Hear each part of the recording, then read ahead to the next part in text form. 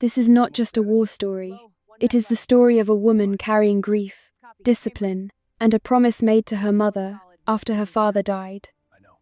She came to save lives, not take them, but in one impossible night, under fire and out of options, she must decide whether keeping a promise matters more than doing what is right. What follows is a haunting portrait of trauma, duty, and the unbearable cost of survival. Static hissed, then her voice cut through, impossibly serene for a valley on fire. With rounds hailing from the ridgelines and the night exploding, her steady tone reached 480 men, a calm they hadn't trained for. Alpha, egress west 150 meters, she ordered. Use the draw to port. Move. Pinned to a boulder, Commander Nate Harwick felt the battle tilt on an axis his 30 years couldn't define. 480 of the Navy's finest were trapped in this kill box. Intel called it a milk run, a standard op in a mountain chain they'd known for 2 decades. That intel was dead wrong. The eastern assault wasn't random, it was disciplined. Then the west ridge opened up. The valley floor, cleared by drones, became a coffin in under 2 minutes. Orange tracers ripped the sky. To his left, a man shrieked in shocked pain. To his right, 2 went silent, a stillness louder than any scream. He keyed his mic. "Doc, trying to reach you. What's your position?" 5 seconds of dead air felt like an hour. "Tied up, sir. Watch north. Mortars are moving 200 meters east. Move your wounded now." Before he could answer, she broke in, her voice certain. "Get your casualties clear, Commander. I'm not going anywhere." Harwick stared at his radio. No one had ever run his net with such authority. It wasn't fearlessness, but a calm that mastered it, a resolve he'd seldom seen. He made the call and followed her order. Later, hardened vets would fail to find the right words for that night. They'd all say, no voice had ever come over the wire like that. It grounded you when the world tore itself apart. She clutched the radio, bleeding from a packed GSW in her shoulder. Blood soaked her fleece as a deep, internal chill took hold. But her mind was sharp, her hand was rock steady, and she never stopped talking. 477 men saw dawn because of her. But this isn't that story. It's about the 18 hours prior, a morning with a helo, a kit bag, and a team of pros who had no idea what was coming. They were wrong. The FOB sat at 6,000 feet, a temporary dot on a map with a generator, 3 prefabs, and a SATCOM dish inside a well-maintained wire. For them, fixing the perimeter wasn't fear. It was just a Tuesday. Peaks boxed them in on 3 sides.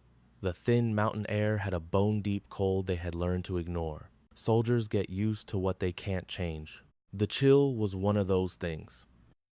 At 1700 hours, the last chopper dropped in, its rotor wash blasting the LZ. A crew chief kicked out supplies, and a lone figure jumped off. The bird was lifting before her boots were clear. The wash hit her, but she walked on with purpose. A woman who knew the ground. She knew her way. The base layout was memorized from an intel packet. But she'd also locked away another detail from that file, one she kept to herself. That classified fact was why she was there. She guarded it closely. The bag on her shoulder and the Pelican case in her hand were both government issue. In gray cargo pants and a fleece, she crossed the landing zone with quiet efficiency. Petty Officer First Class Colt Briggs watched her from 8 feet away, holding a datapad. He was a massive man, 6'2" and 220 pounds of trigger puller. He judged her with the brutal math he used for everything. Light turned to his buddy and spoke his mind. Her packs got away more than she does. The other man wisely stayed quiet. She was small, maybe 5'4" and 118 soaking wet. The gate guard had even done a double take on her ID. Her eyes scanned constantly, not just seeing but cataloging info. If Briggs had looked closer, he'd have seen a system to it, but he had already made his judgment. The manifest listed her as Tessa Cole, a contract corpsman, handpicked by NavSpec Warcom for a last-minute slot. Her file was perfect. Johns Hopkins, certified in trauma care. 2 prior tours in support roles, 53 field treatments, and not 1 loss. That last statistic snagged Commander Harwick's notice. A 53-0 record under fire said something. He found her in the aid station 40 minutes later. She'd already sorted the supplies by injury type against the op order, moving with a quiet, practiced confidence. She glanced up as he entered. "Commander Harwick, you saw the order." "I did." "Concerns?" She tilted her head. "The Casavac estimate uses old intel. With current conditions, I'd raise it by 20%. He just stared. "It affects the supply chain," she said. "The main aid station will likely be overrun. If it is, I need 3 other supply points staged. I can set them tonight." Harwick was silent, expecting the usual contractor, CYA. He never expected someone to critique his casualty numbers. "Make it happen," he ordered. The cold air hit him as he stepped outside. He mentally filed her away under asset or threat. Briggs aired his doubts 3 times before chow. At gear check, he griped her medkit was too big for the field. In the brief, she stared at the topo map for 40 minutes, an intense focus he saw in his periphery. The 3rd time was at dinner. He told 3 other shooters she was a liability, stating it like a fact. It wasn't personal. In his world, liability was a death sentence. A liability was what sent men home in body bags. It was the variable you eliminated before the shooting started. In his mind, he was just protecting his team. He didn't know she heard him through the thin wall. She just finished her meal and said nothing. Her father taught her not to waste words on static, but to save them for when they mattered. For 16 years, she'd honed that discipline. As the sun set, Chief Petty Officer Vance Dunar found her by the wire. At 53, he had a settled stillness, unlike the tension in the younger men. It was the calm of a man who had seen too much to be rattled. He hadn't said much to her, just watched with an expression that wasn't hostile, merely confirming a theory. She was at the perimeter, watching darkness fill the valley. He stood beside her, studying the gloom for a long moment before he spoke. "Your father was Frank Cole." For a measured 2 counts, she was motionless. "That's right," she confirmed. Team 3. Fought in Desert Storm, Somalia, and did 3 rotations in Afghanistan. Got out in 2012. At last, her eyes locked with his. "I did my time in Coronado with him in 95, Dunar stated. "Back when I was 24 and bulletproof." Your father gently corrected that notion. A pause filled the space between them. "Frank methodically took apart my pride in under an hour." His quiet way of doing it cut deeper. "He didn't mention me," she noted. Names weren't his style. "That sounds like him," Dunar agreed, turning his gaze to the valley. "But he brought you up one time. Saw him a few years before he died. Said his girl had the eye. Called it the most unique talent he'd encountered in 40 years and said he was teaching it to know itself." She remained silent. He passed in 2019. 14th of March, cerebral bleed, 57 years old. Survived multiple combat zones just to be taken down by a random stroke in a stateside hospital. She delivered the information with a cold precision, devoid of the usual ceremony of grief. These were truths worn smooth by time. Dunar nodded slowly. "My condolences." Appreciated. Night had fully claimed the valley as stars began to prick the dark sky. The camp's generator coughed into action, its lights wavering before steadying. "Your map recon earlier," Dunar began quietly. "You immediately traced the high ground, the dominant terrain, ignoring the low-lying areas." A moment passed. Classic Frank. Her silence was her only answer. "Look, I'm not prying," he pressed on. "To be clear, this isn't a question. It's an observation. I saw what I saw, and I get it. Whatever your play is, you've got assets here who can keep up." His stare was unflinching. "Command needed to be aware of your capabilities. Consider me aware." He turned and headed back to camp. She remained at the perimeter long after he left. To understand this, you have to understand Frank Cole. His name wasn't in the history books. His service record is a ghost. No AARs or official accounts mention him. You won't see his face on screen or in print. He avoided journalists like the plague. Within the teams, his legend was oral history, the only kind that counted. He signed up at 18. In Bud S, he showed a strange mix of toughness and a kind of internal distance the instructors couldn't peg. He wasn't the top athlete, but when the suck factor hit maximum, he could compartmentalize the hurt and function from a core that Hell Week was designed to shatter. Most guys didn't have that gear. He earned his trident, became a master of the trade, and then evolved. He grasped the tactics, but also the strategic purpose and the brutal reality connecting them. He was there for Desert Storm in 91, Somalia in 93, and the MOG. That October fight became a case study in things going sideways. After the towers fell, he pulled 3 rotations in Afghanistan. His deep recon missions were so far off the books that no Freedom of Information Act request would ever find a trace of them. Among his peers, they called him a ghost. The name stuck because it was true. He punched out in 2012 and made a home in San Diego. His routine was simple: PT at dawn, weapons maintenance, and occasional instruction at a discreet training facility. On her 10th birthday, he handed her a rifle. It wasn't about making a copy of himself. He made that plain. Even at 10, she understood the gravity, as children of such men often do. The rifle was a tool to teach a deeper lesson about the weapon's science, from ballistics to windage, and the soul of the choice to use it. He taught her about power and its consequences. For years, he was her mentor on weekends and cool summer mornings. She learned range estimation, wind calls, breath control, and the unforgiving mechanics of the trigger press. She learned ballistic equations and the patience of a predator. She learned to tell the difference between a shot she could make and a shot she should make. At 16, she hit a target at 900 meters in a stiff crosswind. After a long look through the spotter, his only comment was, "Fix your follow-through." She corrected it. That was the most praise he ever gave. When she got into Johns Hopkins, he supported her completely. He believed her hands were meant to mend, a belief he held firm even after teaching them how to break things. He treated this contradiction with careful respect. In March of 2018, he wrote a letter he never told her about, sealing it for a future he wouldn't be in. He knew the prognosis for his heart. The numbers were clear. He met his end with characteristic pragmatism, putting his thoughts to paper. He died on March 14th, 2019, in a San Diego hospital, 57 years old. She was 21, in her second year of college. The call arrived at 0600, and for 60 minutes, her entire world collapsed. The blueprint of her reality was gone. She began reconstructing her identity in the void he left. Then she went to her lecture. She focused on the objective, step by step, as he'd instructed. A fortnight later, she discovered the letter with his things. She read it in her old bedroom in Denton, Texas, the winter sun casting long shadows.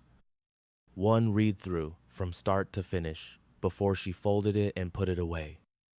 It never left her. This whole past came rushing back as she crossed the camp's perimeter toward the med tent to organize her kits. She stashed caches of her main medical supplies in 3 pre-selected, concealed locations. The move was quiet, unofficial, and done alone after sundown. The job was complete, unobserved. The following morning, T-minus 4 hours to the op, she sought out Lance Corporal Reed Kowalski. 23 years old, he had that nervous energy of a boot about to see his first real firefight.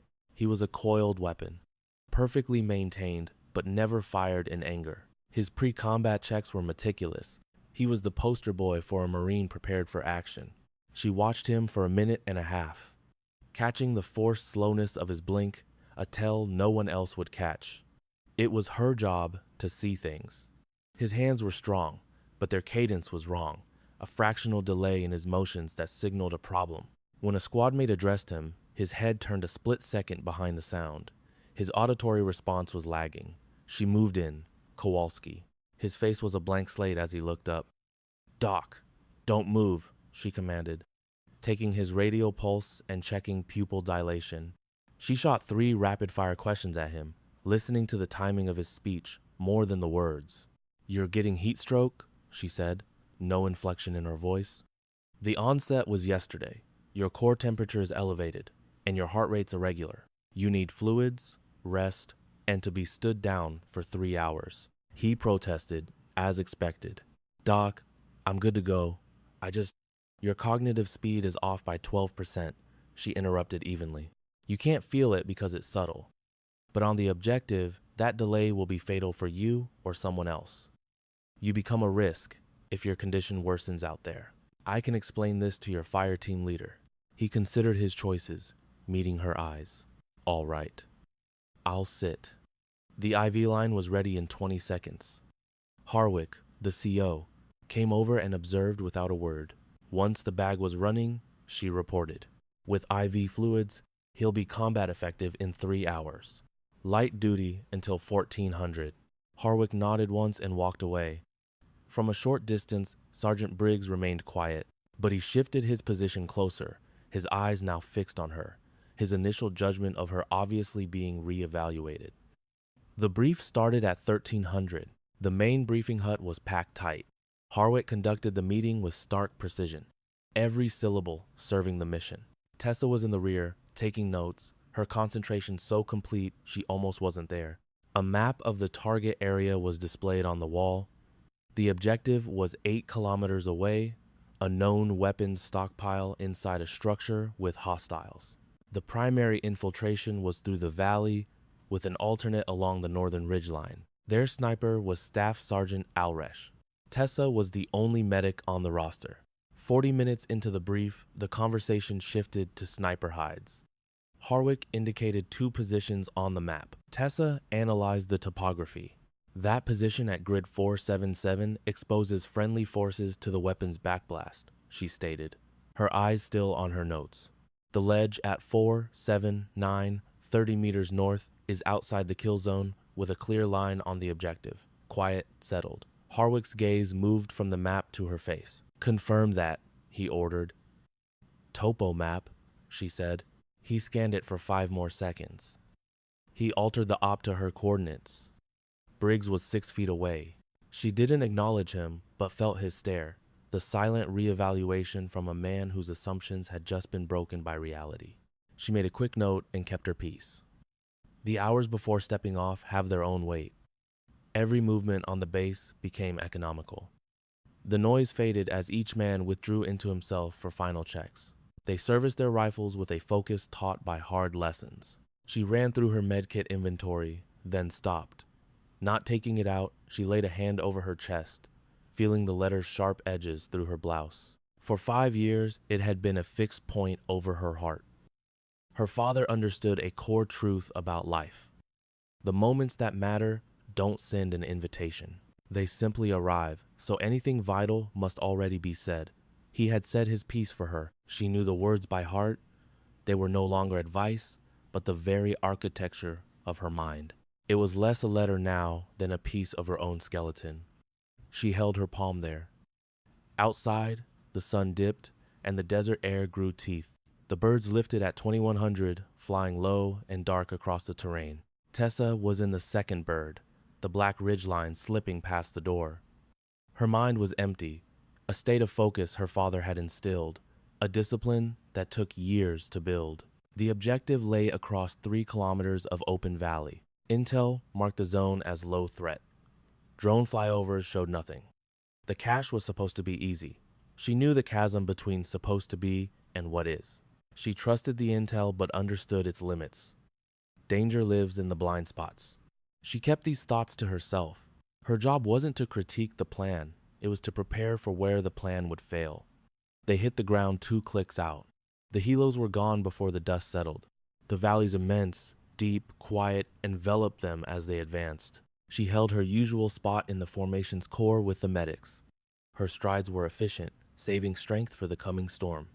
Vance Dunar was 3 men up, on her left. A click in, he looked back, his eyes finding hers in the dark with the unerring precision of a man born with perfect spatial awareness. He met her eyes for a second, then looked forward. She continued her systematic scan of the ridge lines. It was an unconscious habit, automatic as breathing, pulling information from the landscape like a scholar reading a manuscript. At 3.5 kilometers, she found something. A faint ripple in the air near a rock outcrop on the eastern ridge at her 2 o'clock. It was a minor anomaly, the kind you'd write off as a trick of the eye. But 100 meters on, she saw it again from a different angle, a ghost of a pattern in the chaos. It was not an alarm, just another data point.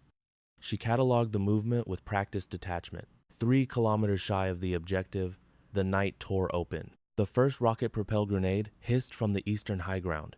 It's shockwave, a physical blow to her sternum. The concussion hit your bones an instant before the sound. Before the blast's echo died, both ridgelines erupted in a curtain of muzzle flashes. This was a kill box, a deliberate trap. They had been compromised. They had the route, the timetable, the whole layout. None of that mattered for the next 90 seconds. Only survival did.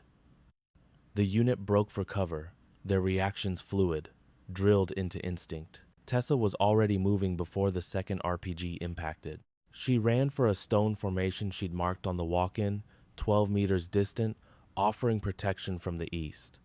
She was there in 6 seconds. Medkit open.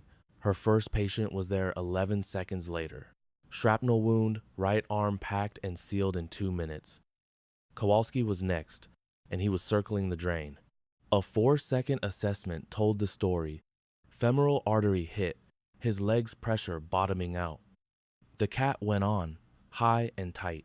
She packed the wound with combat gauze, using a force that felt savage but was medically necessary.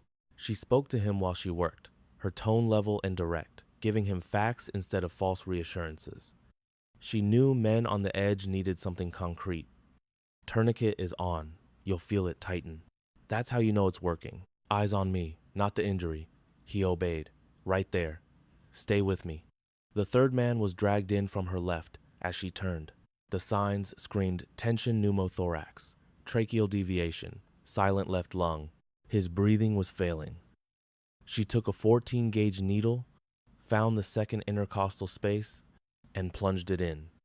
The soft hiss of air was the sound of a man being given back his life. She was on the move. The incoming fire was a wall of lead, 2 machine guns pinning down 3 fire teams. The gun positions were dug in under a rock shelf, immune to direct fire from the valley floor. It was an impossible problem. Working on a 4th man, she heard Harrelson on comms, his voice tight. "Get me eyes on those guns. I need a solution. Now." She was acutely aware of Albright, his shoulder busted, his rifle lying useless 20 meters away. She tracked the nests, her brain running a continuous tactical analysis alongside her medical work. After securing casualty number 4, she looked from the ridge to Dunar. He was watching from behind a rock 17 meters off, his face confirming he saw the same ugly math and was waiting on her. She put her medkit down, picked it up, put it down again. The ridge gun opened up on the ditch where 40 of their men were trapped. That sound was a countdown, measuring the remaining seconds of their lives. She took the letter from an inside pocket, holding it flat in her hand for 3 seconds. The familiar crispness was a weight she'd carried for 5 years. The meaning of his words finally landed, a truth she'd always known but now accepted with bone-deep certainty. She put the letter away and found Dunar's eyes. Where's the M24? He'd been waiting for it. Albright's rig, left side. She was already heading there. The M24 was exactly where he said. The weapon fit her hands, and 16 years of hard training narrowed to one perfect point in time. It wasn't recall.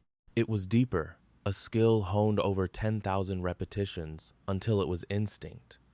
Like finding a familiar handle in a dark room. She racked around, checked the safety. Her thumb found the Schmidt and Bender 312 scope. Not the glass she preferred, but it would do the job. Her mind was already running the ballistics. Dunar moved to her left without a word. He spoke the language of tactical space like it was his native tongue. He set up 12 meters away, giving him a view of the northern approach and a feel for the wind. The climb began before the choice felt fully made. The darkness was both a danger and her only cover. She moved with a low, silent efficiency learned over years, placing each foot to cancel noise. The storm of fire to her right was a physical pressure, a constant you moved through, not away from. 3 rounds struck rock within 15 meters. She shifted her route 4 meters and kept climbing. Dunar's voice was a low hum in her ear. Wind east-northeast, 12 knots. Temp 41. You've got about a 60-meter climb to the target. Data logged. She climbed. The range was 780 meters. Her climb was a high-angle traverse, giving her a fatal geometry the men below couldn't get. The rock overhang that shielded the nest from the valley gave them no protection from her position. She'd seen this weakness hours ago, her mind deconstructing the terrain in the briefing. A ledge on the incline, perfectly aligned with her target, offered a stable platform. She dropped flat. The stone's cold seeped into her uniform, a tactical input she registered and ignored. The bipod legs snapped out. The weapon melded to her shoulder, a part of her, not the awkward fit of a new rifle for a recruit. The optic pulled the terrain into sharp detail. There was the heavy gunner position, 2 tangos. One gripping the weapon, his partner loading the belt and watching their rear. Not amateurs. They were dug into a natural rock formation fortified with sandbags, creating a perfect kill zone over the valley 780 meters away. She managed her breathing. Back in a Texas field at sunrise, her father taught her at age 10 that long-range shooting was never about strength. It was physics, anatomy, and the steel discipline to make your body an instrument for a fleeting moment most people never see. He'd said, 5 years made you competent, but 20 made you skilled. The space between was chance versus certainty. He'd started her young. She felt the wind from the east-northeast, holding at a steady 12 miles per hour, confirmed at her distance. A crosswind at 12 miles per hour would drift the round about 14 inches. She dialed in her adjustments. She compensated for bullet drop, the chill in the air, and the planet's rotation, a small factor at this range, but never one to be dismissed. She regulated her breath. Inhale for 4 seconds, hold, exhale for 8. That cadence dropped her heart rate from its combat peak to the low 60s, the place where precision shooting happens. She'd done this since she was a kid. It was pure muscle memory now, an automatic process. She found her sight picture adjusting 2 inches right to solidify her stance. An unstable position breeds inaccuracy. She centered the crosshairs on the first hostile.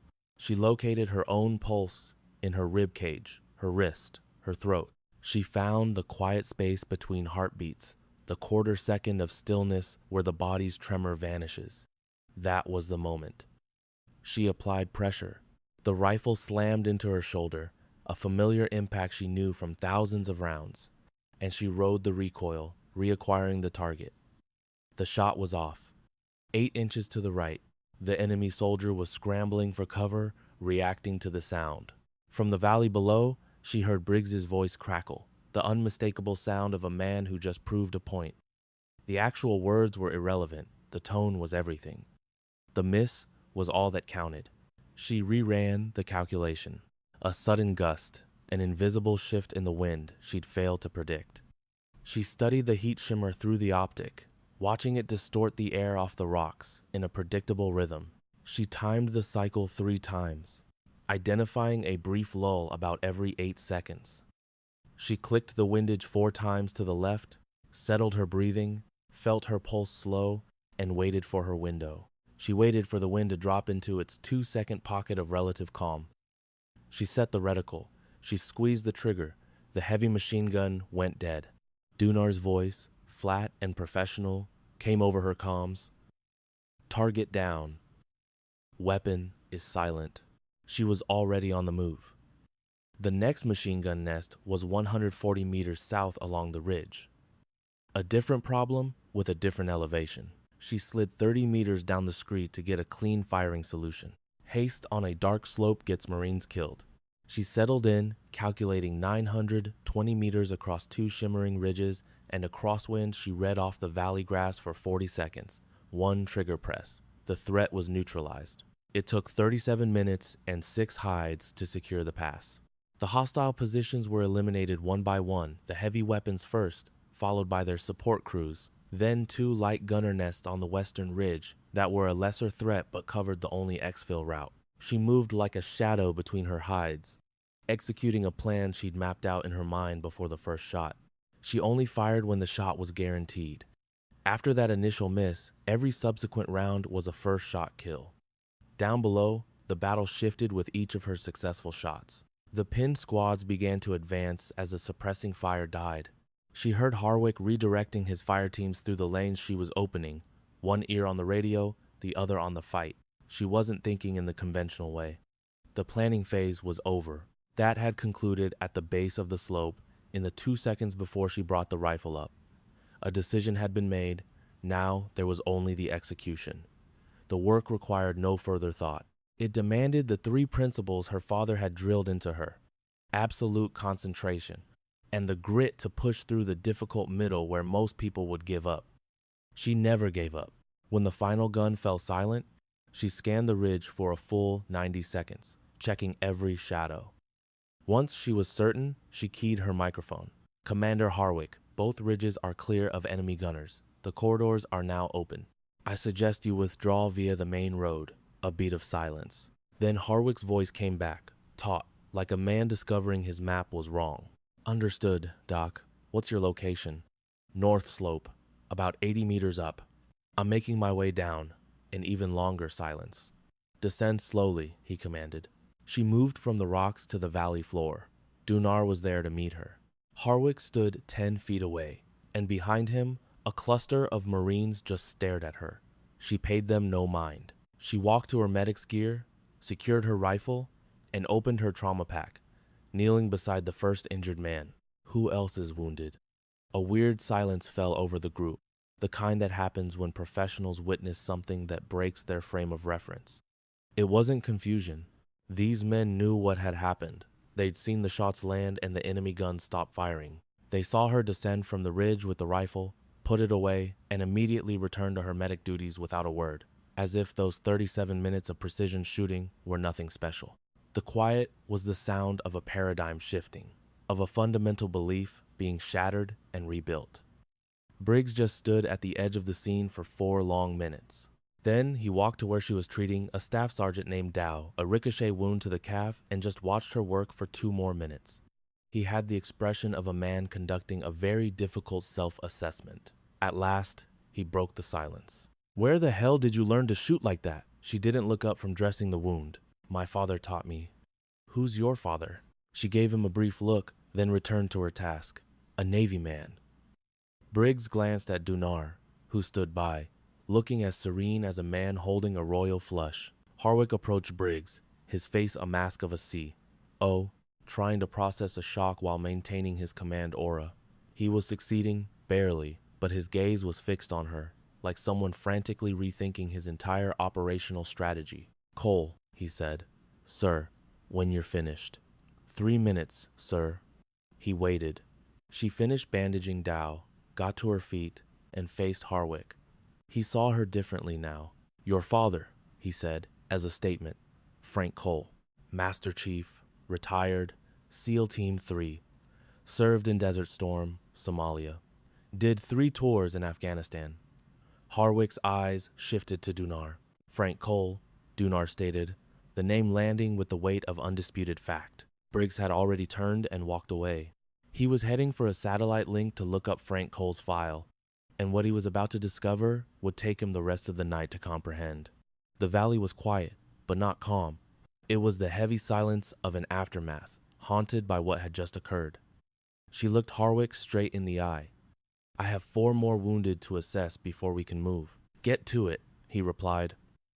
Watching her go, an hour before dawn, with the casualties stabilized and the area secured, Harwick found her at the perimeter. Her back was against a boulder, her hands methodically restocking her aid bag, her movements showing a deeply ingrained familiarity. He approached in a way that invited conversation, not a confrontation. She already knew the topic. "Somalia," he said, and her hands paused for a fraction of a second. "October 3rd and 4th, 1993. My father mentioned it only twice. Once when I was 14 and I pressed him about it. The second time, at 20, during a talk on combat stress, a lesson he learned there that I needed to understand for my own path." Her hands went back to their work. "The ones who were truly there don't talk about it." "No," Harwick agreed, "they don't." He looked at the dark ridgeline. "He trained you personally. From age 10, 6 years of dedicated instruction. Every weekend, every summer morning available. Wind calls, bullet drop, trigger control. The cold science of it. The infinite patience required." She clicked the pouch shut. "The training never really ended. I surpassed his formal lessons around 19. After that, it was just skill maintenance. Then he died, and I made a promise to my mother. She said it like a debriefing, flat, and objective. She had watched him leave for 30 years. She made me promise to bury that aspect of his life with him. Not everything, just the part that wasn't focused on saving people. I gave her my word, and tonight was about the objective. Her eyes finally met his. My father taught me a promise is a structure. It's a framework you erect for a reason. The thing it's meant to protect is why you build it. When the structure and its purpose are no longer in sync, you have to decide where your loyalty lies. Harwick studied her. He sounds like one hell of a man. He was the best man I ever knew, she replied, not with affection, but with the certainty of a proven theorem. He was quiet for a moment. Chief Dunar called Frank Cole a ghost. He said it was the highest compliment he could give. Vance Dunar is not a man who wastes praise. He said you were the same. She didn't respond. Harwick stood up. He paused, then added the final point. I'll expect a full after-action report once we're back at base. This isn't about the operation, he stated. It's about you. Your name on this roster, your capabilities, intel I never had. I run this unit. I know my people. That's doctrine. Dismissed. He turned away. Sir, he stopped. Kowalski needs a trauma bay in 6 hours. My field patch is holding, but that clock is loud. The medevac is already spun up. He gave her a final look. Cole, get some rack time. She turned back to her kit, starting the inventory. His kind of rest wasn't on the gear list. She returned to the task because the task was concrete, and that was enough. There was the letter. She'd first seen it at 21 in a Stark College dorm, winter light striping a campus that was clueless about the weight of the paper in her hand. She pulled it from his personal effects 2 weeks after they put him in the ground, a single envelope marked with her name. Sitting in her childhood bedroom, crushed by the newness of his absence, she opened it. He led with logistics, ever the planner. Bank papers, his lawyer's number, pension data, VA forms. His neatness was a final tactical plan, a map for when the world went to smoke. It was a mercy in the chaos that followed. Then came the words. Tessa, he'd written, there's something I should say to your face, if I knew when my time was up. But the world doesn't give you clean moments. I learned you say what's needed beforehand, because in the thick of it, there's no time for speeches. He wrote, you gave your mother your word, and I honor it. I'm why she asked that of you, and I understand her reasoning. Your mother has a wisdom we can't touch, the kind that comes from loving a man in this business for 30 years and learning its price. But I have to say this, too, he had written. I'm the one who trained you. I did it because it was critical, not to make you a copy of me. I was always straight with you about that. I taught you because to know something, down to the bone, is the only way to own it. Not knowing makes you a slave. Knowing gives you a choice. He had written, I trust your instincts. I have, since you were 12 years old. You have a rare gift, a way of reading the terrain and making the call. In 40 years downrange, I've seen that in maybe 5 men. A day is coming when you will have to choose between your promise and the right tactical decision. I can't wargame that for you or tell you the answer. I can only say I trust you'll see the difference. And whatever your choice, know my respect for you was locked in long before that day ever arrived. He signed it, your father, not with love or sentiment, just the simple, hard fact of it. She must have read that letter 100 times. She had it memorized but kept the original. The paper had a truth the memory lacked. The texture of the stock, the impression of his pen, the fact that his hand was there, forming these words in a room she knew like her own skin. She had gripped it in her hand at the bottom of that ridge, right before she picked up the rifle. Now, surrounded by her gear in the biting air, she let the dawn harden the night's chaos into reality. As the light grew, she finally let herself confront the promise. She had shattered it. There was no other interpretation. In her mother's kitchen in Denton, she had made a promise she intended to keep, and last night she had burned it to the ground. Both facts were true, and now they had to coexist. Her father knew they would. He said there would be a moment when the vow and the objective were not the same, and she would know it. She had. 60 operators would see this sunrise. Kowalski, at 23, would heal and go home to have a life. The 40 men in that kill zone who would have been turned to red mist by mortars if those guns hadn't gone silent would get another sunrise. She packed that truth away, a heavy weight she would always have to carry. Then she sat still and watched the light push the dark out of the valley. Briggs materialized an hour after dawn. He approached without preamble, claimed a nearby rock, and stared at the ridgeline for a long time. When he finally spoke, his gaze was still distant. "Frank Cole," he said. "I pulled his service jacket this morning on the SATCOM. She waited. Desert Storm. 11 confirmed kills. Long range. All by the book. Somalia, 3 tours in Afghanistan, 7 commendations, 4 of which were so classified my clearance was denied." He stopped. A man could build a legend on the public parts of that file. I can only guess what's in the rest. She remained silent. "I said something when you arrived," he went on. "I remember. I'd take it back, but that's not how it works." He finally looked at her, his expression not hostile, but of a man settling an internal account. "I made a command call on bad intel. That's not how I keep my men alive. It's an error I've made before and should have learned from." "You were making an assessment based on available intel," she said. "It's the job. I did my job incorrectly," he countered. "Bad process, bad outcome." She let the silence stretch. "Acknowledge it," she said. "Then file it where it can do some good." That's what my father would have done. He watched her. Was he the kind of man to just say things like that? He was the kind of man who said it once, and you were expected to get it. She paused. He would have spent hours dissecting last night's failures. What could have been better? And then he would have concluded that the result was acceptable. That was the highest praise he gave. Briggs thought about that. Then he got to his feet. Something in his posture had shifted. A subtle correction. "For what it's worth," he said, "what you did on that ridge was a master class, by any standard I have." He turned and left. She watched him go. The evac chopper was wheels up at 0900. She kept pressure on 2 casualties, calling out vitals, speaking in that flat tone used on men with injuries they couldn't yet understand. Kowalski was lucid for most of it. He watched her but kept quiet, which was the correct move. The FOB resolved below them, and they hit the landing zone. She went right from the pad to the aid station to start the turnover, detailing every field treatment and briefing the base medics. She was precise. A sloppy handoff was how a guy who won the firefight could die on the operating table. It took 2 hours. Harwick was waiting when she emerged from the tent. He wore a look that had moved beyond shock and was now focused on questions that required answers. They found a pair of Pelly cases to sit on. "Walk me through your assignment," he began.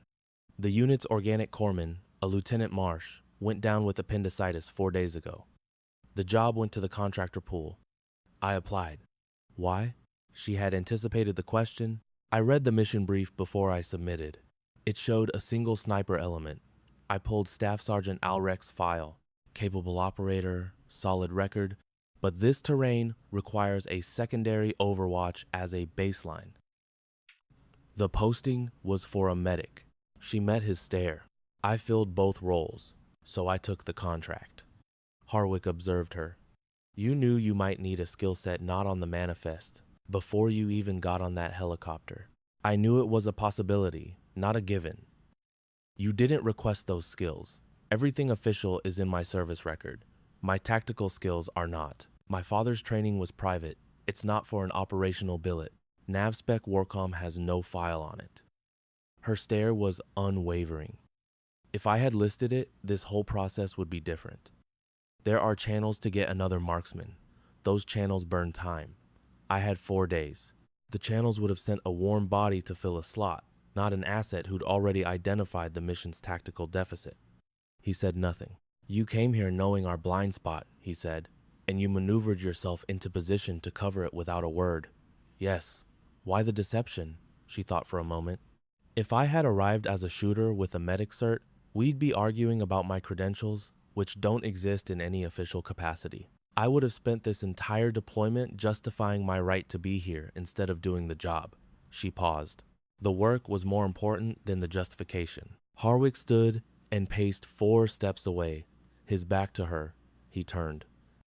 "My after-action report tonight will be accurate," he said. "Every detail. That report will go up the chain of command, and I can't predict their reaction. I need you to understand that. I get it. It could cause problems for you, sir. 3 Kia. 22 wounded. Mission failure. It's already a disaster. What you did out there either gets reported truthfully or it gets buried. And if it's buried, I'm the only one who walks away clean, and protecting me isn't the mission objective. He stared at her. File the truth, she said. He gave one sharp nod and walked toward the command tent. She sat on the case, watching the mountains in the morning light. They seemed sharp and clear, like everything does after a night that takes a piece of you. She touched her chest. I broke a promise, and it was the correct decision.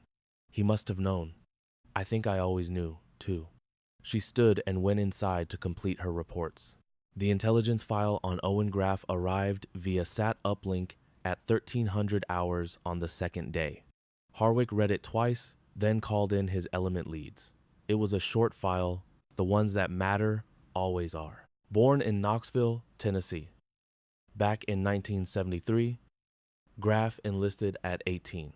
He sailed through the pipeline for specialized assignments, the kind that filters out most men. He made it through Delta selection. Langley's Special Activities Division recruited him in his early 30s. They handled the Black Book missions in the shadows. Everyone agreed he was top tier. His jacket described a tactical genius who couldn't just flip a switch on his conscience. Unlike most operators, he could never shut it down. His file noted that as an asset at first, then a risk. In 2012, he led a 4-man element into Syria for Operation Cardinal. They made their hit, but on the way out, their cover was vaporized. They got on the horn, begging for support. A helo was scrambled. It was 40 minutes from their position when it was retasked. The official story was a storm front, but 2 different weather posts in the area reported nothing but clear skies. 3 of his men were killed in the fight that followed. Graff was taken. He survived 18 months in a hellhole no one should. His escape was detailed in the file with carefully redacted language. They declared him killed in action in December of 2012. Except he lived. For 12 years, he's been planning. Now, the result of that planning was entrenched in the mountains around them. Guided by a strategy, forged from a decade of cold logic, not insanity. He had a singular obsession, holding people accountable for their choices. Harwick put the dossier aside. This isn't about politics, Harwick stated. He's not trying to burn the world down. His objective is precise, to expose some ugly choices and demand a price. He let that sink in. That doesn't justify what he's doing. It makes him scarier than a zealot. A man with a purpose is a better strategist than one running on pure anger. A heavy silence fell over them. He's coming back tonight, Harwick announced. No one questioned it. 12 years of plotting don't end with one failure. Tessa was on the fringe of the briefing, quiet. She had already read the dossier over Harwick's shoulder when it arrived, and he'd let her. A single read-through was enough. The contents landed like a gut punch, altering the entire landscape. She imagined him in Syria, 2012, hearing that help was inbound right before it was canceled. That thin line between hope and the sudden, crushing quiet. You mulled over what survives after 18 months in that kind of abyss, how it erodes trust in systems, in causes, in anything at all. She contemplated the unique cancer of being abandoned by your own, and the slow way it consumes a man's spirit. Compartmentalizing, she returned to the BAS. She spent the next 4 hours preparing. She refilled medkits and repositioned supply drops, anticipating the avenues of approach for a second assault from a man who learned from his mistakes. She reviewed last night's casualty reports, acutely aware that a field patch is just a temporary fix. After that, she methodically ate a complete meal. Her father's voice was in her head. Food and rest are weapons, not luxuries. He was correct about that, as usual. She racked out for 90 minutes, sinking into the profound, tactical sleep of someone who knew how to recharge on command. She was back in the medical tent, confirming her prep when Dunar showed up at 1700. He entered without preamble, and their eyes met. After what they'd just weathered together, explanations were unnecessary. This evening's gonna be a different beast, he stated. I'm aware. Last night, You own the dark and the ground. Now Graf's got your number. His look was steady. He'll come prepared for you. She just nodded. Hands okay? She inspected them, noting a small blister rising on her trigger finger from the last firefight. Just more data on her own condition. Good to go, she answered. Then he got that expression, the one he wore when he'd been turning something over in his mind and had come to a decision. Your father emailed me, he began. Back in January 2019, right before he died. She froze. He wanted to tell me about a project you were on, said he was proud. He never sent emails. That's how I knew this was big, something he had to put on record. Dunar's gaze fixed on the fabric of the tent. He told me you were consulting for a naval special warfare program, completely unofficial and anonymous. He held back for a beat. He described a system you built for integrated field medicine, called it, and I quote, the most significant advancement in soft training in 20 years. Her eyes were locked on a medical case. He mentioned you stayed anonymous so the rank on your collar wouldn't interfere with the instruction, said it was the right call, that it was your style. With a sharp click, she closed the case. He knew, she breathed. A quiet moment passed. Dust motes danced in the shafts of light slicing through the tent. The wind screamed outside the wire. I have a reason for not bringing this up sooner, Dunar said. I saw you were switched on from the moment you arrived, but I was missing pieces. I'd heard Frank's kid was making waves in training command, but I didn't grasp the scope. Didn't know you were the voice. He locked eyes with her. Mentioning it earlier felt like it could throw you off your game here. Frank knew you'd get the job done without needing applause. I figured I owed him the same respect for you. She met his stare for a beat.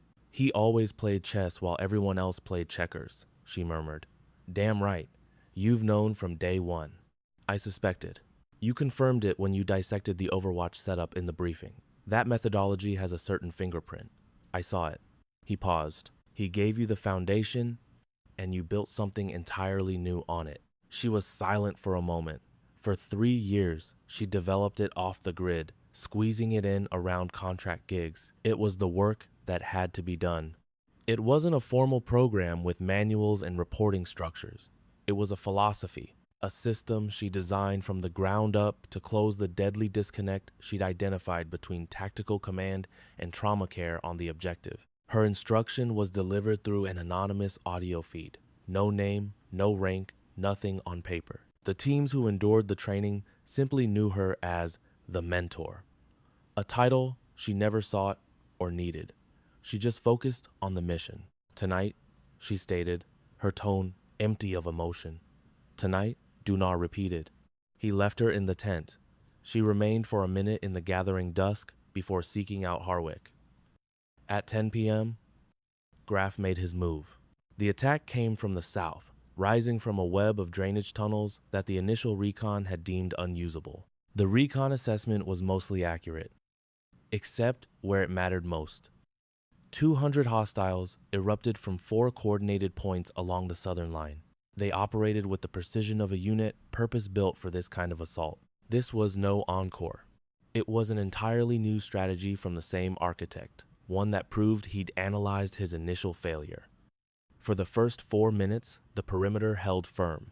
Harwick had predicted a southern attack and positioned his heavy weapons to meet it. The lead wave was shredded by disciplined, focused fire right at the concertina. Then came the second wave, and a third right behind it.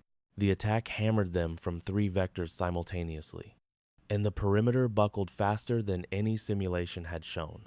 It was the exact kind of systemic collapse that occurs when your adversary has dissected your tactics and adapted perfectly. The world detonated while Tessa was in the aid station. Within 45 seconds, she was sprinting for the eastern line, keeping her head below the intersecting arcs of tracer rounds. Medkit in one hand, her M24 rifle on her back, healer and shooter were now one and the same. Briggs's 12-man section was holding the eastern wall. She got there and immediately began triage, identifying the most urgent case. A petty officer, Holloway, with an untouched gunshot wound clean through his thigh. While her hands worked, her brain was analyzing the battlefield. Hostile fire was coming from an Overwatch position 200 meters to the southeast, giving them a commanding view of the whole eastern defense. Briggs had 2 rifles trying to suppress it, but they had a bad deflection. They were forcing the enemy to duck, not eliminating the threat of fatal distinction. She stuffed Holloway's wound and cinched the TQ. Briggs, high ground, 210. You can't engage effectively from there. His look confirmed he knew it. 400 out, multiple targets. 2 nests. Portside gunner is predictable, exposes himself high. She was already displacing, seeking a better firing solution. Cover me for 1 minute. She took cover behind a pallet, acquired the machine gun nest in her optic, and made her adjustments for windage and range a trickier shot here than on the exposed ridgeline. The gunner had a cadence, 3 seconds up, 4 seconds down. She confirmed his rhythm through 3 cycles.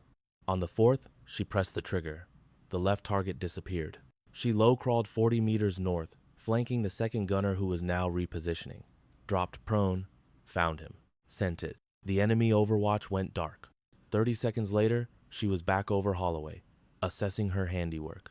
Briggs was still trying to register her move as she wrenched the tourniquet tight on his leg. His mind was blank, so he remained silent. She was already moving to the next casualty. At 22:40, Kowalski dropped. He'd been cleared for light duty on a support line that was now the main event. He was pulling his weight, getting it done, right up until the moment he wasn't. His body just gave out, the way a machine does when pushed past its breaking point. She'd been keeping a mental tab on his respirations all day, a reflex for all her post-surgical men.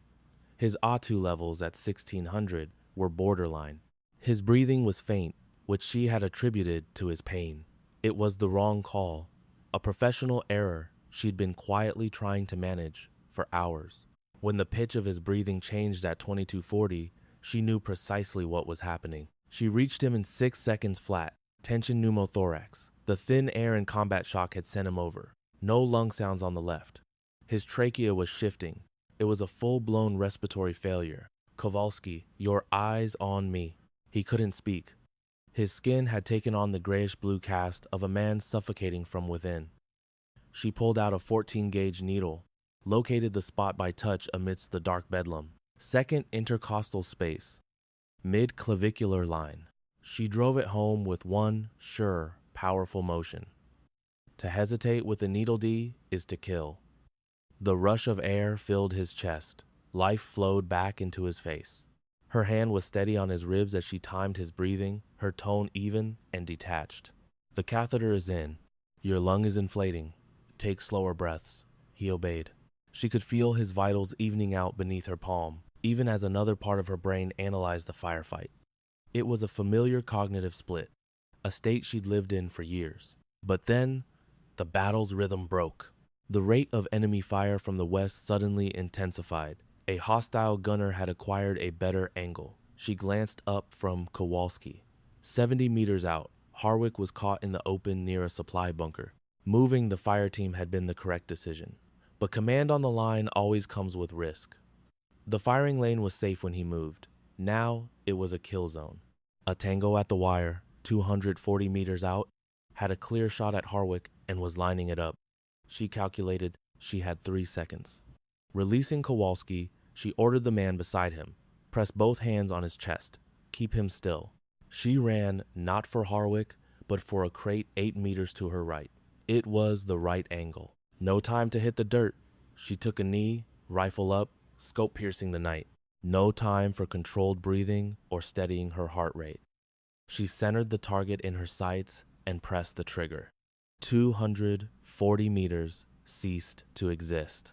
Harwick whipped his head around, his gaze darting from the dead Tango back to her. She was already sprinting back to Kowalski. Her palm settled back on his chest, checking the seal on his lung, continuing the work the sniper had delayed. Her father mentioned this one time, and one time only. A cold November day at the range, she was 20, and had asked how he reconciled it, the person he was with, the job he did. He was quiet for what felt like a long time. Then he said, "You don't. There's no division. There are only your hands. They do what they are taught.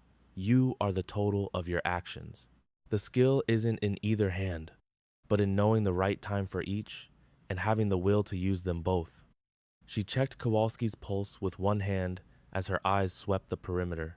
She finally grasped, in a way that went beyond words, that she hadn't turned into him, but into what he had always guided her toward. He was clear on it. Never become him, but realize the potential he saw. Owen Graff called the retreat at 2314. At that time, nobody on the outside understood the true cause. The official AAR would analyze the tactical points, losing the high ground, the repelled assaults, the defenders' excellent fire discipline. All of those were factors, real and important. But the grunts who were inside the perimeter knew a different version. They said the assault collapsed when the enemy's momentum faltered, when a sort of paralysis rippled through their ranks, the kind of fear you get when you meet something you don't understand. The enemy realized the firebase wasn't on its last rope.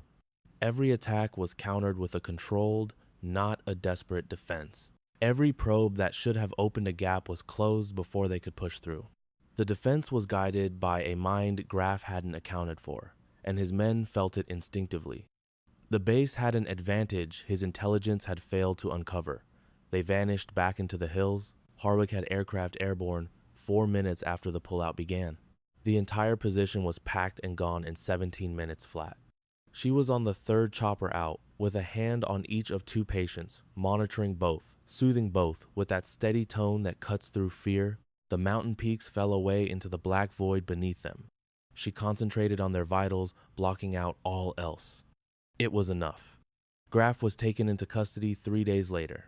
Harwick made a point to be there for the intake. He'd requested it, and the request was granted instantly. He stood before a 51-year-old man who carried himself with the economy of motion of someone who'd endured 12 years in various hells. Graff's hands were steady. His face was a stone mask. He looked at Harwick like someone who had long accepted his final judgment and was not afraid. Harwick was silent for several long moments. Finally, he said, "Syria, 2012. Graff gave a slight nod. "Correct. What was the outcome for your men?" "You saw the report. Tell me in your own words." Graff met his eyes and began to talk. For 40 minutes, he delivered a cold, professional debriefing. When he finished, the room was thick with silence. Harwick stood, offering no official regrets. He had none to give, and they would have been meaningless. But as he went to the door, he stated, "This should have been entered into your file 12 years ago. I will see that it is corrected now." Graff looked up, and a subtle change occurred in his rigid expression. It was not relief or absolution. It was the expression of a man carrying an immense burden who just found out that someone else finally understood its true weight and was offering to share the load. "That will suffice," Graff said. Harwick's own AAR was 47 pages. He mentioned it to her casually, just one more piece of data. He reported on her abilities without bias, on all of them. He listed the 22 medical emergencies she handled in 2 nights, the life-saving procedures, and the tactical awareness that linked them. His final analysis was direct. He also noted her irregular clearance, stating her presence produced an outcome impossible through standard channels. He informed her of his final recommendation 4 days later in a briefing room, with the late sun cutting through the blinds. "A rear admiral needs to speak with you. His name is Thomas Caldwell. He's been running an integrated training initiative at NAVSPEC Warcom for the last 4 years. 3 years back, he authorized an anonymous coaching system, a pilot program. A hint of something like amusement touched Harwick's lips. He signed off on it, having no idea who was really behind it. She gave no reaction. He wants a meeting. It is not a command. He wants to talk about the curriculum and its future, with official support." Harwick studied her. He mentioned that if he had known who wrote it, he would have approved it even more quickly. She processed this, the practical implications of expanding the scope, 4,000 soldiers, what that could grow to, once the program was no longer a shadow protocol, but a core part of the institution. She considered the pristine effectiveness of the secret system versus the massive reach of an official one. "I will meet with him," she replied. Harwick nodded. He met her gaze once more. "My son is 22. He's at BUD-S. I consider the skills he will have when he finishes. Then I consider the gaps in that training, the barrier between the medical and the tactical fields, how we train them to perceive that separation. He paused. What you have designed is what he needs. What every one of them needs. He got to his feet. I am thankful you were here. It was Dunar who informed the rest of them. It happened on the evening of the 5th day. The main rec area was filled with several hundred of the 480 total personnel. The others filled the corridor, straining to hear, because important news has a way of traveling. Tessa wasn't present. She was in the aid station completing her reports. Dunar stood before the formation and told them the facts as he knew them. He talked about Frank Cole, not a biography, but the core truth of who he was.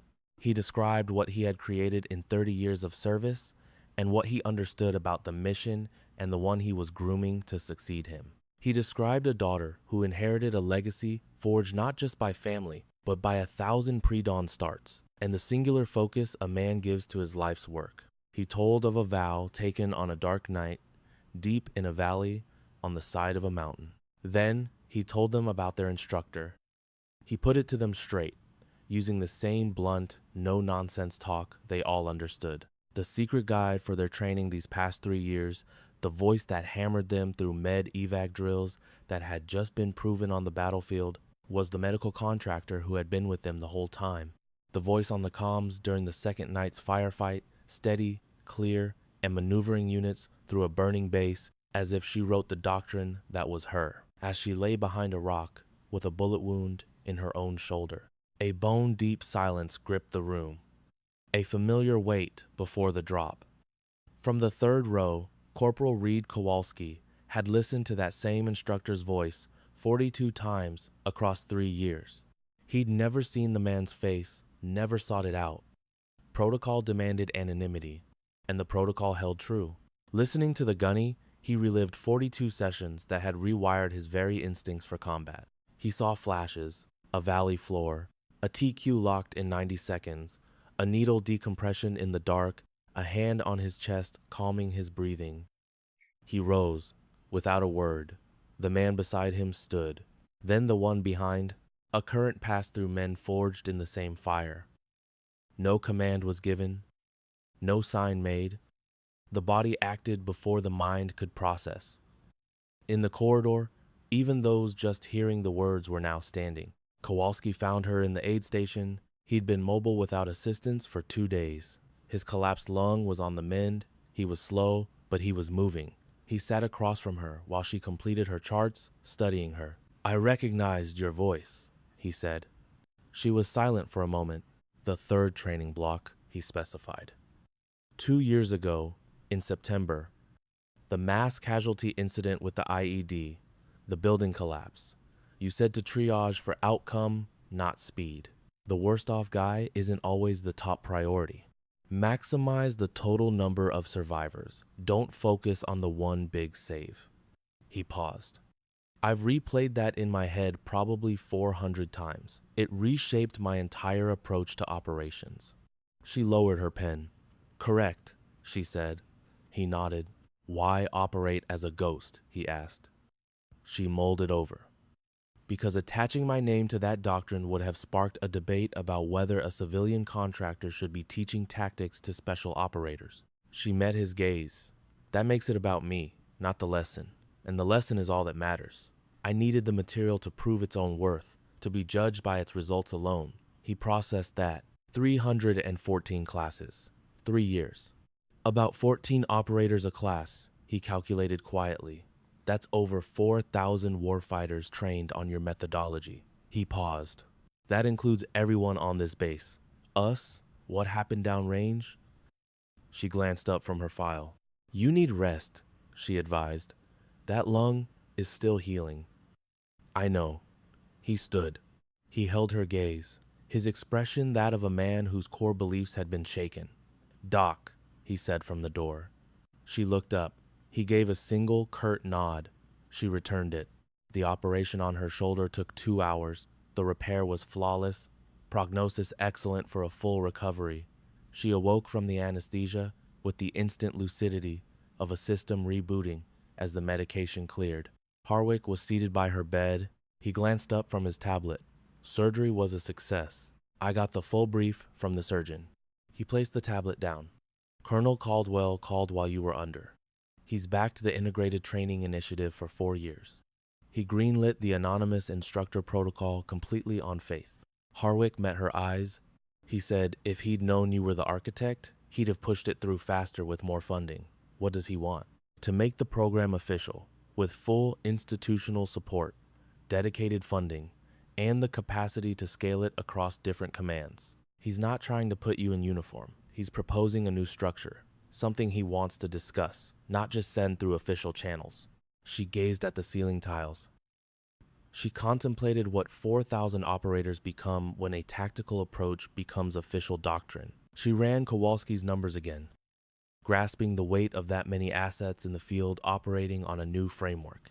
She weighed staying anonymous against institutionalizing her work, wondering if scale changed the right answer. I'll talk to him, she decided. Harwick nodded. After a moment, he added, My after-action report is filed. It's all in there. What you did is now on the permanent record. For good. She looked him square in the eye.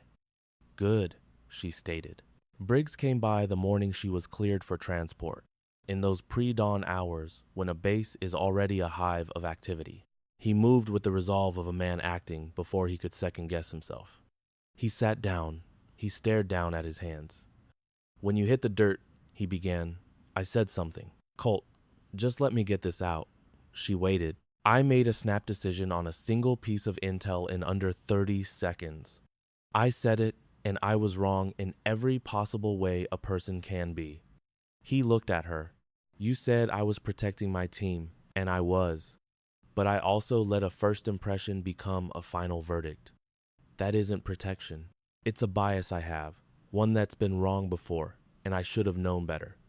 A beat passed. I'm sorry. She watched him. Accepted, she said simply. He nodded once. Then I need a slot in the first cohort.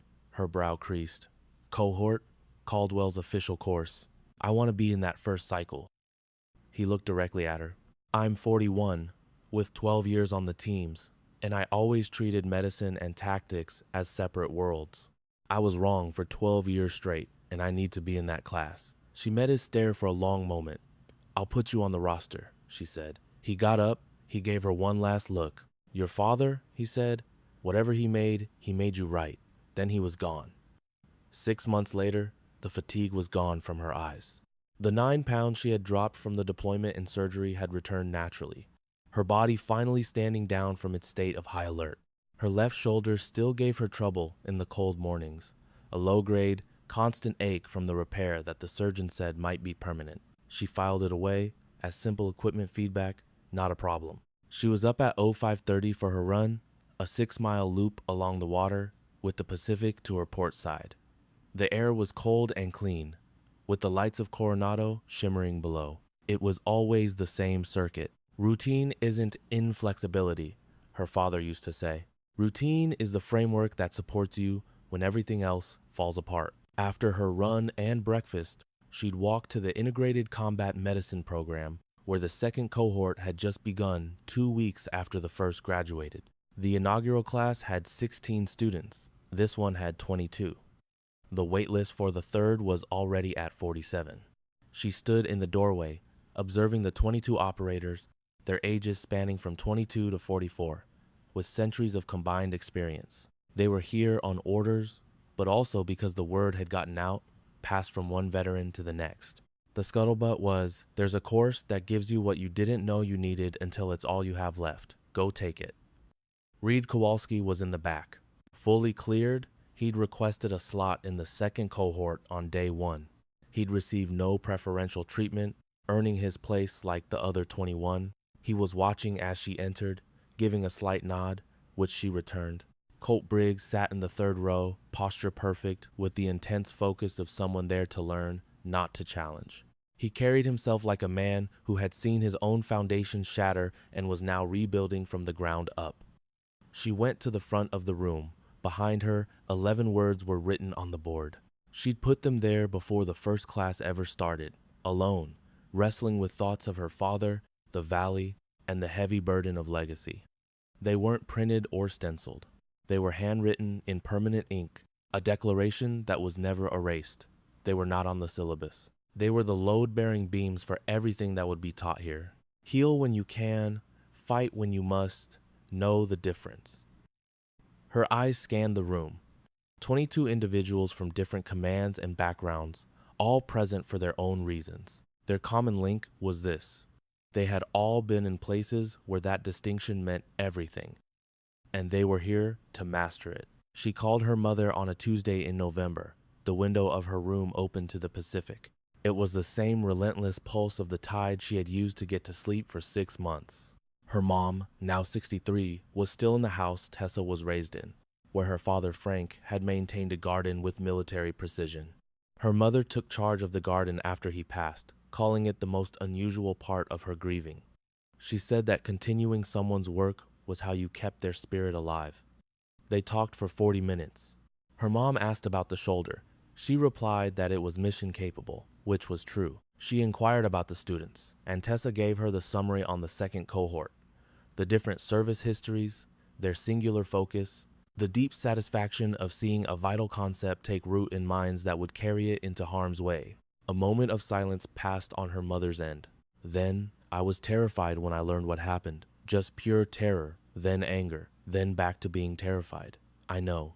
And I asked myself what your father would have thought. What was the answer? He would have said you knew the mission. A pause. He would have said you were exactly where you were meant to be. He taught me how to read the terrain, she said. He certainly did, her mother confirmed. I'm aware, sweetie. He told me so. Her mother's voice was soft, as if she'd finally unslung a heavy pack. He always saw the whole board, even this. You're damn right he did. Are you at peace with it now? Tessa looked toward the window, where the ocean was a vast, dark expanse. I believe so, she replied. Have been for some time, really. It just needed to be said. That's good, her mother answered. That's all that matters. That evening, she retrieved the letter from her jacket, where it had rested against her for 5 years and 3 months. She held the unopened envelope at her desk. She had long since memorized its message. The words had migrated from the paper into her own code, becoming less a set of instructions and more the very architecture of her beliefs. She felt its weight in her hand. She thought of his lesson on a promise versus the principle behind it, of the point where an operator must decide which master they serve. Trust your instincts when the situation goes sideways.